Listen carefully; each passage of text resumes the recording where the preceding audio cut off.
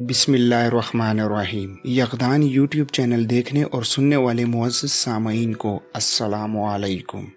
دوسری شے کا عدم وجود پہلی شے کے عدم وجود پر موقوف ہے، اور جب پہلی بات کا ثبوت ممکن نہیں تو دوسری کا وجود خود بخود ختم ہو جاتا ہے۔ امر سوم عجیب مذاق خیز ہے کہ حالت بدمستی میں محمود غزنوی کا سنبھل جانا، جوش تقوی میں آ کر خلاف شرع حرکت کا احساس کرنا اور ایاز کی زلفوں کے کاٹنے کا حکم دینا بالکل خلاف قیاس اور دراز عقل کا واقعہ ہے۔ محمود غزنوی دو حال سے خالی نہ تھا، یا یہ کہ وہ ایک متقی پرہیزگار مسلمان تھا، یا یہ کہ اسے تقوی سے کوئی سروکار نہ تھا۔ اگر متقی پرہیزگار تھا تو اس کی بزم عیش میں بادہ و جام کا دور چلنا محلات میں سے ہے۔ متقی مسلمان کا بادہ و پیمائی سے کیا تعلق ہے؟ اور اگر وہ متقی نہ تھا تو حالت بدمستی میں جوش تقوی میں آنا ایسی حیرت انگیز روایت ہے جو بادہ خواروں یا مجذوبوں کی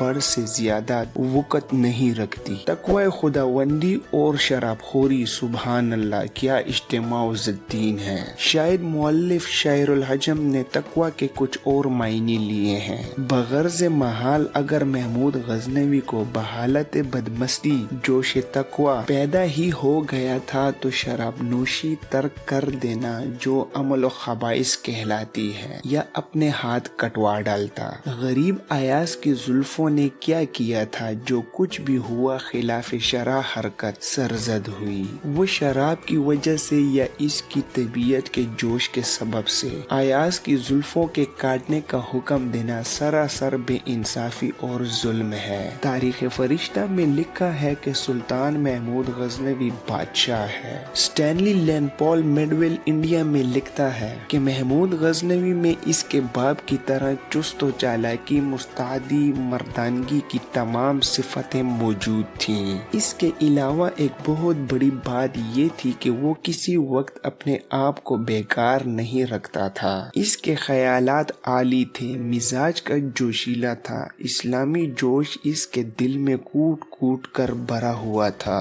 یہی صفت اس کی کل صفات کی محرک اور ان میں برقی قوت پیدا کرنے والی تھی۔ وہ ایک پرجوش مسلمان تھا۔ دشمنان اسلام اور کفار کی لڑائیوں کی حالت میں بھی جس وقت اسے فرصت مل جاتی تھی تو تزکیہ نفس کے خیال سے قرآن مجید لکھا کرتا تھا، گویا وہ اپنی زندگی کا ایک لمحہ بھی بیکار اور ضائع نہیں جانے دیتا تھا۔ دربار خلافت بغداد سے اسے غزنی اور خراسان کی صنعت عمارت بھی عطا ہوئی تھی۔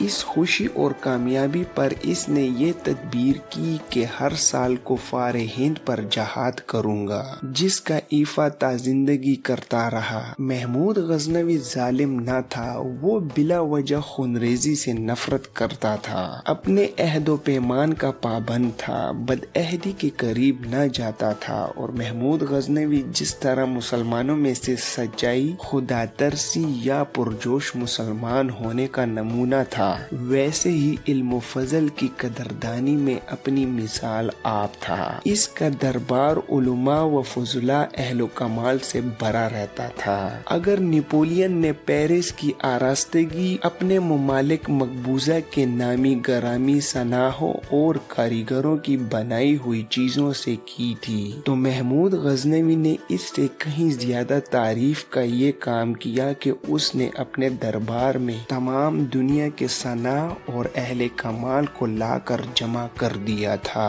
علماء، فضلاء، شعراء اور ہر فن کے اہل کمال سے اس کے دربار کو رونق دی گئی تھی۔ بیرونی ریاضی، تاریخ اور سنسکرت کا بہت بڑا عالم تھا۔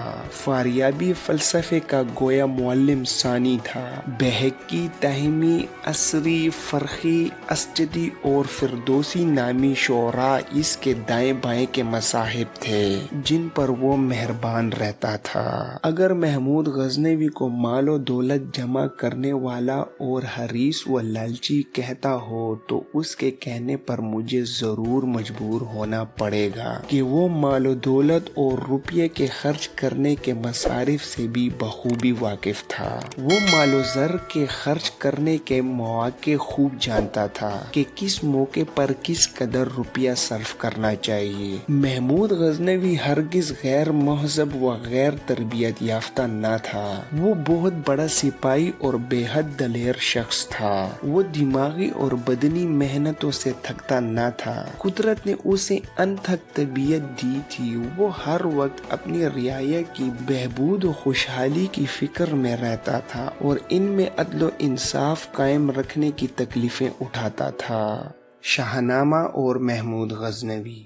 इन इल्जामात में जो बदनुमाई के साथ सुल्तान महमूद गजनवी के दामन खूबी पर लगाए जाते हैं। एक वाक़या ये है कि फिरदौसी ने सुल्तान महमूद गजनवी की फरमाइश से शाहनामा तसनीफ किया था और सुल्तान महमूद गजनवी ने हर शार के सिले में एक अशरफी देने का वादा किया था। लेकिन जब शाहनामा तैयार हुआ तो अशरफियों की जगह रुपए दिलवाए। ये रिवायत जिस कदर मशहूर है उसी कदर हकीकत से दूर गलत भी है। वाक़यात को तरतीब देने से रोज रोशन की तरह इस रवायत की गलती जाहिर हो जाती है। अवलन फिरदौसी को शायरी का मजाक इब्तिदा ही से था और इसके साथ ही शाहान ईरान का हमकौम यानी मजूसियुल नस्ल भी था। उसने अपने सनावेद अजम का नाम रखने की गर्ज से और अपने मजाक तबियत की इक्तिदा से शाहनामा की तसनीफ की बुनियाद डाली। सानिया फिरदौसी ने शाहनामा की तसनीफ की बुनियाद अपने वतन तूस में डाली थी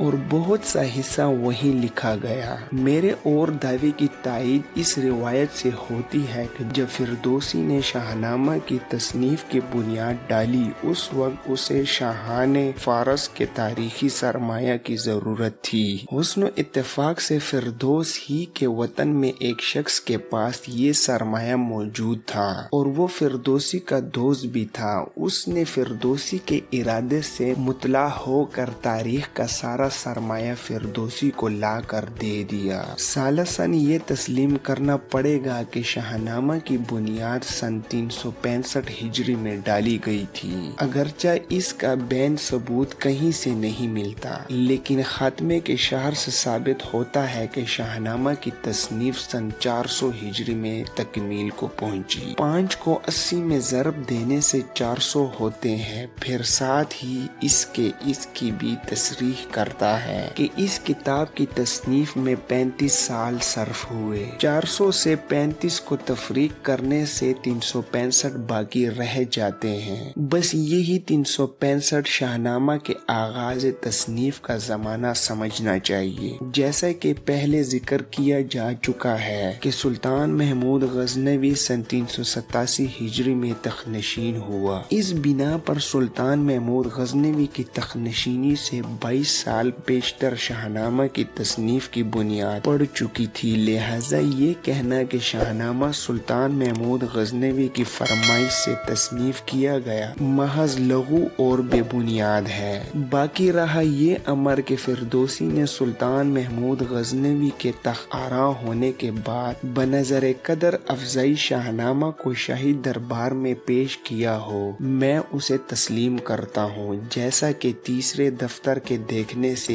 इसकी तायीद होती है, जहाँ पर फिरदौसी ने वकीकी के अशआर नकल किए हैं। इन अशआर से बज़ाहिर मालूम होता है कि सुल्तान महमूद गजनवी के दरबार में पहुँचने से पहले साल बेशतर शाहनामा का बुनियादी पत्थर रख दिया गया था और इस इमारत का ज्यादा हिस्सा तामीर हो चुका था, क्योंकि 35 साल ही ज़माने तसनीफ है। फिर इस वाक़ये की खुद फिरदौसी के कलाम से तरदीद हो गई तो मैं इस अमर की तरदीद से बाज नहीं आ सकता कि सुल्तान महमूद गजनवी ने फिरदौसी के इजाज़े बयां की कदर ना की और फिरदौसी की शियापन से अशरफियों की बजाय रुपए दिलवाए। ये इल्मी तारीख का एक नागवार वाक़या है। मैं इस वाक़ये को सुल्तान महमूद गजनवी के ساتھ منسوب کرنے پر تیار نہیں ہوں۔ محمود غزنوی کے دربار میں ہندو، عیسائی، یہودی، ہر ملت کے اہل کمال موجود تھے۔ بہت سے شیعہ علماء و فضلاء بھی اس کے خوان کرم سے بہرور